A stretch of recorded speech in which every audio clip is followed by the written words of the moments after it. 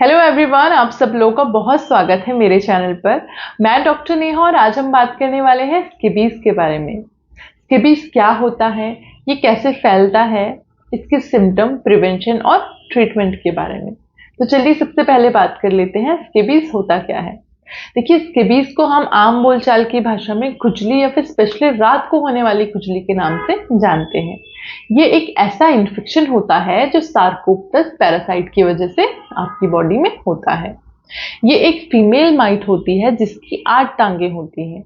ये आपकी स्किन की लेयर को पेनिट्रेट करके अंदर एंटर करती है और टनल जैसी एक संरचना यानी सुरंग जैसी एक संरचना बनाती है और आगे बढ़ती रहती है। अपने पीछे ये अपने एग रिलीज करती है एज वेल एज अपना वेस्ट प्रोडक्ट रिलीज करती है।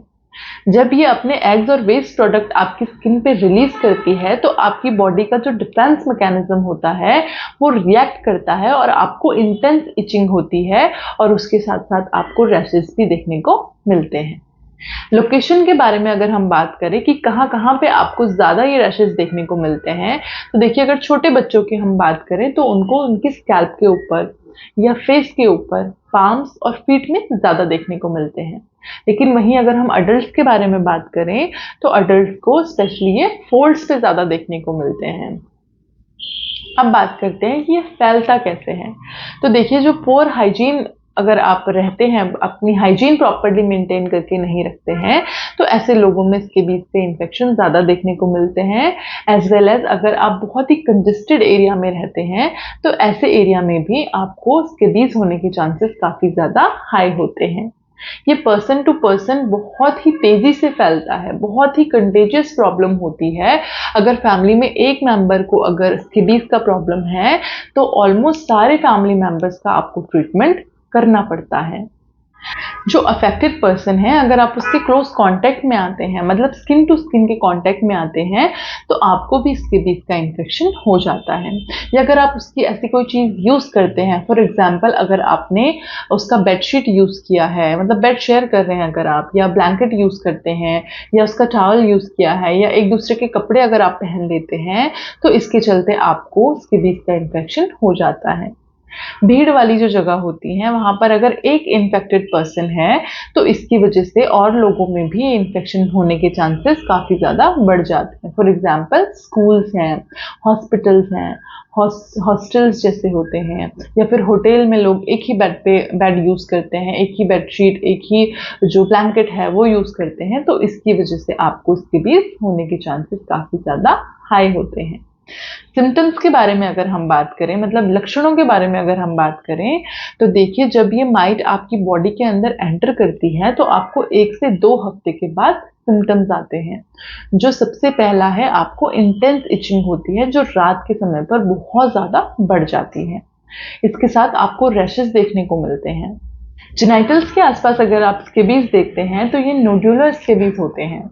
इसके अलावा कुछ लोगों में क्रिस्टेड स्केबीज देखा जाता है, लेकिन ये कुछ ही लोगों में देखने को मिलता है जो इम्यूनो कॉम्प्रोमाइज्ड होते हैं, मतलब जिनको एचआईवी है, या जो कैंसर पेशेंट्स होते हैं, मतलब जो कीमोथेरेपी पे हैं, तो ऐसे लोगों में अगर स्केबीज होता है तो वो क्रिस्टेड स्केबीज होता है।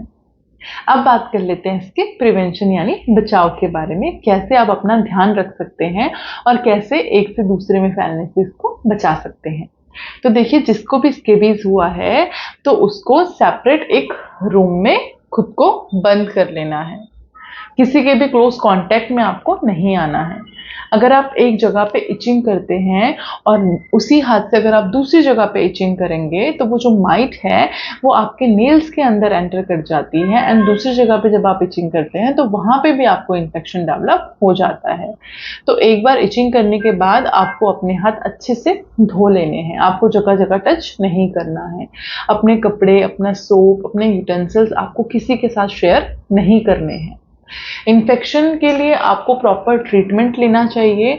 ट्रीटमेंट लेने के बाद भी आपको इन्फेक्शन दोबारा हो जाता है, अगर आप उन कपड़ों को दोबारा से यूज़ करते हैं तो आपको क्या करना है, जो कपड़े हैं उनको बॉइलिंग वाटर में आपको वॉश करना है। जिन कपड़ों को आप धो नहीं सकते उनको ड्राई क्लीनिंग आपको करवानी है। अगर ड्राई क्लीनिंग आप नहीं करवा सकते हैं तो आपको उनको धूप अच्छे से दिखानी है, कम से कम 5 से 6 दिन की आपको उनको धूप दिखानी है। या जिन कपड़ों में अगर धूप नहीं है तो आपको कपड़े को अच्छे से रैप करके 1 हफ्ते के लिए अलग रख देना है। इसकी वजह से जो माइट है वो मर जाती है और आपको इन्फेक्शन दोबारा होने के चांसेस नहीं होते या एक से दूसरे में फैलने के चांसेस काफ़ी ज़्यादा कम हो जाते हैं। अब बात कर लेते हैं इसके ट्रीटमेंट यानी होम्योपैथिक मेडिसिन के बारे में। तो होम्योपैथी में सल्फर, सुराइनम, आर्सेनिकम एल्बम, सीपिया, कॉस्टिकम, कालीसल्फ ऐसी कई सारी मेडिसिन हैं जो स्केबीज को कम्प्लीटली क्योर करने में हेल्पफुल होती हैं। फैमिली में अगर एक फैमिली मेंबर स्केबीज से सफ़र कर रहा है तो हमें ऑलमोस्ट सारे फैमिली मेंबर्स को ट्रीट करना होता है। इसके लिए प्रिवेंटिव मेडिसिन भी होम्योपैथी में दी जाती हैं। आई होप स्केबीज के ऊपर जो वीडियो है आपके लिए हेल्पफुल रही हो। वीडियो अगर अच्छी लगी हो तो वीडियो को लाइक कीजिए। अगर आप मेरे चैनल पर नए हैं तो चैनल को सब्सक्राइब कीजिए। वीडियो को ज़्यादा से ज़्यादा अपने फ्रेंड्स एंड फैमिली के साथ शेयर कीजिए। किसी भी टॉपिक पे अगर आप वीडियो देखना चाहते हैं तो आप मुझे नीचे कमेंट सेक्शन में बता सकते हैं। अगर आप स्केबीज से सफ़र कर रहे हैं या किसी और प्रॉब्लम से अगर आप परेशान हैं तो हमें ऑनलाइन कंसल्ट करने के लिए नीचे दिए गए नंबर पर आप हमें कॉल या व्हाट्सएप कर सकते हैं। मिलते हैं अगली वीडियो में नए टॉपिक के साथ। तब तक अपना खास ध्यान रखिए। धन्यवाद।